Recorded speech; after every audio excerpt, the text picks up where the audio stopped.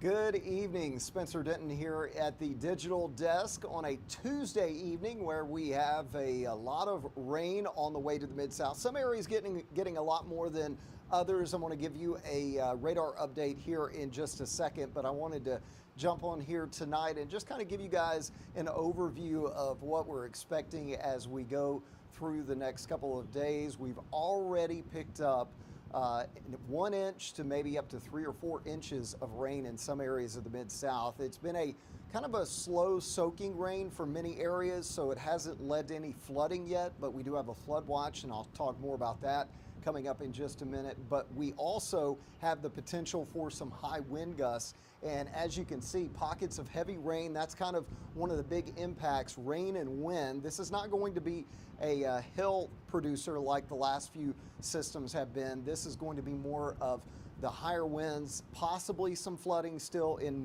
northwest Mississippi especially. We have to watch this area, and I've got some new data on that in just a minute. And we could see some gusts up to 40 miles per hour. So yeah, we've got a lot to talk about here tonight and through the next couple of days. It is a soaker right now in Oxford on the square. You can see the wet streets there as we look live as of around 8:45 in the evening.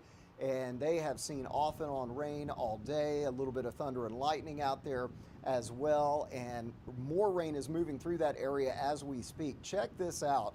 Look at this big, huge area of rain, and to the south, thunderstorms. In fact, they have severe thunderstorm warnings at this hour in Jackson, Mississippi.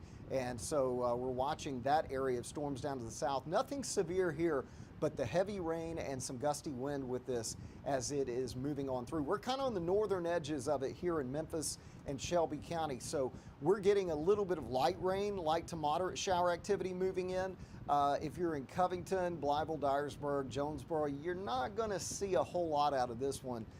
This batch will stay just to your south. But again, Helena, Hernando, Oxford, Senatobia, Corinth, all those areas are definitely going to see the brunt of this batch of heavy rain, but we have more batches that are on the way to the Mid-South. There's a look at first alert Doppler radar as of 8:46. We have 4 lightning strikes, so we do have a little bit of lightning with this now popping up. You can see one of those strikes just south of Hernando. It looks like in portions of western Tate County. So our live lightning counter is picking up on those few lightning strikes. Lots of heavy, man, Clarksdale, you folks are likely going to end up, when it's all said and done, with 7 to 8 inches of rain from this system. I mean, just a deluge of rain there across portions of northwest Mississippi. Let's talk about the impact. So 2 to 4 inches of rain on average here in Memphis and Shelby County and points north, but still a very high impact for heavy rain. Gusty winds, medium level impact, and I'll show you more on that in just a minute. The good news is the hail impact is going to remain low. Let's talk about the wind. So the wind's going to gust, the gradient winds, what we call, are going to gust even if we're not in the thunderstorm. So look at this. This is tomorrow afternoon. We'll have some gusts in the morning, not too much out there tonight, although you could see some gusty wind down toward Helena and Oxford with that heavier rain. But tomorrow we really see the winds pick up ahead of that low pressure system in Marks, Holly Springs, Bolivar. Here in Memphis, we'll see some higher wind gusts, Brownsville as well. We're talking 30 plus and maybe 40 plus in some of those areas. And it only continues off and on through tomorrow night. So we're talking gusts easily up to 40 in some of these areas and maybe a little bit higher. And there's some evidence that we could see behind some of these rain bands, some of these big just swaths of rain. There could be a wake low that develops on those, and that's basically just a type of low pressure system that develops on the backside of a rain band, and it's like increasing winds that get higher even though there's not any storms or rain out there. So those type of events, you can see 40, 50, 60 mile per hour winds. So we'll have to watch for those the potential for a wake low development with this system, because this kind of looks like a favorable pattern for that. But we're going to see more off and on wind. As you can see, those winds could easily reach 40 miles per hour even through Thursday morning, and that's with the main low going right by us at that point. So that's when areas of northeast Arkansas could pick up some higher wind gusts from this system. So get ready to stay windy for the next few days. I mean, even on Friday, it's still going to be pretty breezy out there, but by Thursday afternoon, they'll calm down some, but still going to see some breezy conditions. Flood watch, let's talk about that. So we have the flood watch for Corinth, Ripley, Oxford, Hernando, and then back toward Mariana and Helena.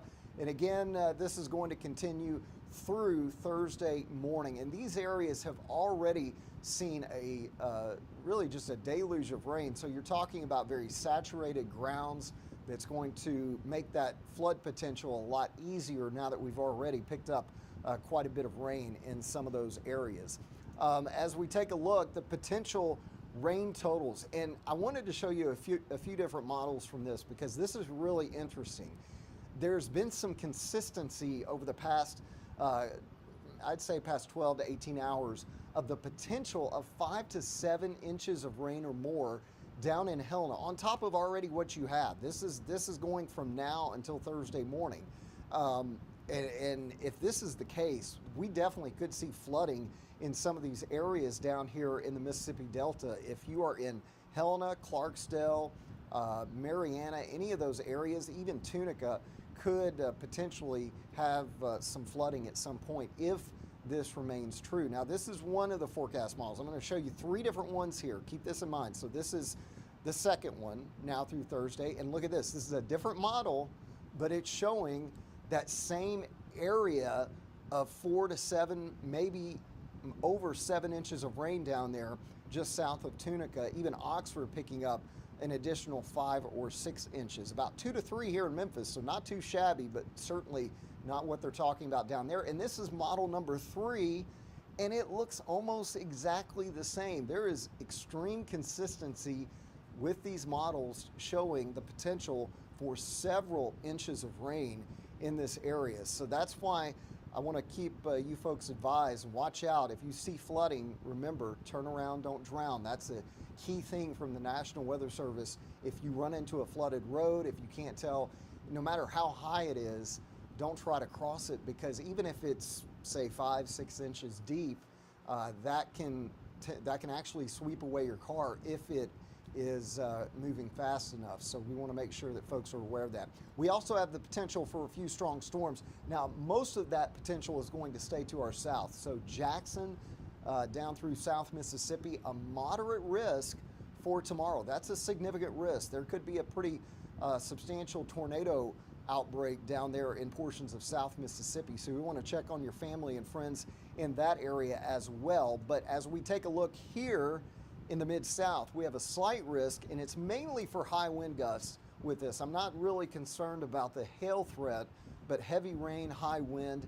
tomorrow or tomorrow night with any storms is possible. So we'll keep an eye on that, see if we see any severe thunderstorm warnings with this system. Now, Futurecast, talk about the timing. This is going through the timing for the event. Again, there's that round that's coming through right now in North Mississippi, continuing through about midnight and pushing off to the east. So the model, that's good model development. So that's showing what's out there right now, and it's actually showing it's initializing very well. So great initialization by the model, and that means that we can count on at least some rain in the early morning hours. I think this has got a pretty good handle on it. And then another round comes through in the middle of the day tomorrow into tomorrow afternoon, and then we dry out just in time for the ride home from work by 5 o'clock. So a round in the middle of the day, and then we get a break late in the day into the evening, and then we get more scattered showers and thunderstorms ahead of the main low pressure system as we go into Thursday morning. These are going to be windy downpours pretty much as they move through, and then they're out of here by Thursday afternoon. And we'll see quick clearing Thursday afternoon too, with temperatures in the 60s for the most part. So where can you find the latest info, get the latest warnings? The Action News 5 First Alert weather app. It's a free download. You can get it in the Apple App Store, the Google Play.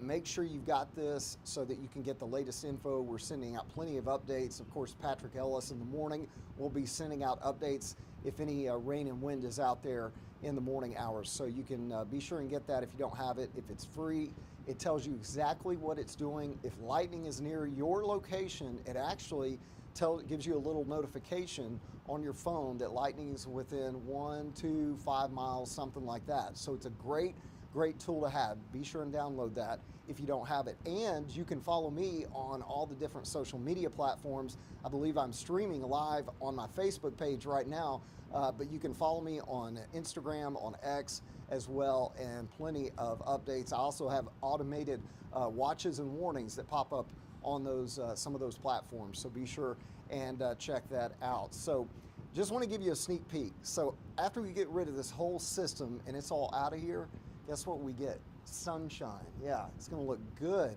for the weekend. This is what I'm looking forward to, is some time to spend outside, hang out, maybe go for a bike ride with the family, just enjoy the weekend, because this is going to be a soggy, windy couple of days that we still have in store for us. So flash flood watch, we've got high wind conditions possible tomorrow into Thursday morning. So we'll keep you posted on all that. I'll have the latest on Action News 5 coming up here in about an hour, so be sure and join me. I'm in for Ron Childers this week. He's taking the week off, so I will be in tonight and the rest of this week talking about that system. So be sure and join me there.